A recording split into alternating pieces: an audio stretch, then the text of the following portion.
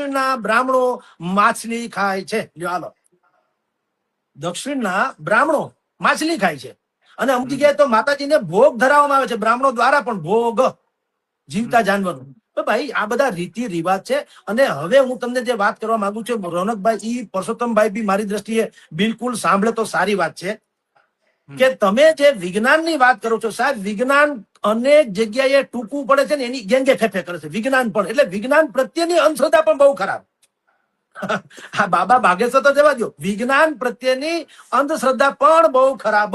હું તમને 2-4 એક્ઝામ્પલ આપું. તુલસી શ્યામથી કળશિયા જવાનો એક રસ્તો છે, તુલસી શ્યામથી કળશિયા. ત્યાં એન્ટી ગ્રેવિટી નામનું વાતાવરણ છે. એન્ટી ગ્રેવિટી, તમે ઢોળાવ આમ હોય ને, અહીંયા ગાડી મૂકી દો તો ગાડી આમ જાય, આમ ન જાય. પાણી પણ આમ જાય, આમ ન આવે. લે હાલે, શું કરી લેવું? તો વિજ્ઞાન શું કે છે ખબર છે? એમ નથી કહેતા કે અમારો ટપ્પો નથી પડતો. એ કે આ તો દ્રષ્ટિભ્રમ છે, દ્રષ્ટિભ્રમ. એટલે તમારી સામે છે તોય માનવું નથી અને શું કરી લેવું? બીજી વાત, તમારી જાણ ખાતર જગન્નાથપુરીનું મંદિર તો બહુ પ્રખ્યાત છે, જ્યાં રથયાત્રા નીકળે છે.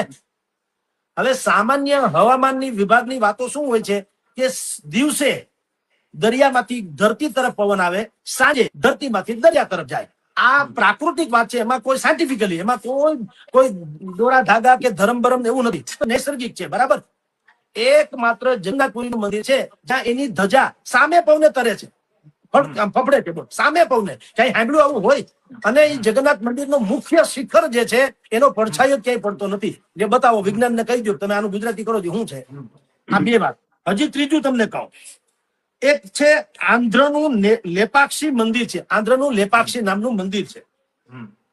70 સ્તંભ છે, 70 સ્તંભ ઉપર ઉભેલું છે, 70 સ્તંભ. એમાં જે મુખ્ય સ્તંભ છે એ લટકે છે હવામાં.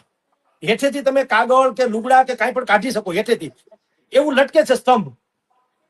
બ્રિટિશ સાયન્ટિસ્ટો પણ ફેલ ગયા કે આ શું છે. આપણા જયંતભાઈ કે ભાઈ કે આપણા તમે હું જવા દો, બ્રિટિશ સાયન્ટિસ્ટ આવ્યા હતા, એ પણ પછી ગેંગે ફેફે કરીને જતા રહ્યા. પણ ઠોસ જેને કહી શકાય એવું કાંઈ વસ્તુ કહી શકા નથી. અને શનિ સિંગડાપુર તો તમારી મારી નજર સામે છે. ત્યાં ચોખ્ઠા છે પણ દરવાજા નથી, બેંકને નથી, દુકાનને નથી, ઘરને નથી. કહેવાય છે કે ત્યાં શનિ મહારાજ બધાને હાચવે છે. હવે આને તમે ન માનો, ધરાર ન માનો તો પછી શું કરી લેવું? એટલે જ્યાં વિજ્ઞાન જે છે ભાઈ એ ટૂંકું પડે, ત્યાં થોડુંક એમ માનવું કે જગતમાં કાંઈક છે એવું પ્રાકૃતિક જેને હું ને તમે પામી નથી શકતા. એમ કયો બાબા બાઘેશ્વર કરે છે હારું ને હું એનો પ્રવક્તા નથી. પણ ભલા માણા તમે વિચાર કરો, તમને બાબા બાઘેશ્વર જે છે એ પરચા કાઢે તો ખરાબ લાગે છે. કચ્છના મુન્દ્રામાં વિધર્મીની એક દરગાહ છે, ગૂગલમાં સર્ચ કરી લેવાની છૂટ. કેન્સરની દવા મટાડે છે, કેન્સર મટાડે છે 7 દિવસમાં પાણીથી. આ સાંભળ્યા તમે વરિષ્ઠ પત્રકાર જગદીશભાઈ મહેતાને. તેમણે અંધશ્રદ્ધાને લઈને અનેક વાતો કરી છે. આ વાતોને લઈને દર્શક મિત્રો તમારું શું કહેવું છે કમેન્ટ કરજો, લાઈક કરજો, ફોલો કરવાનું ના ભૂલતા.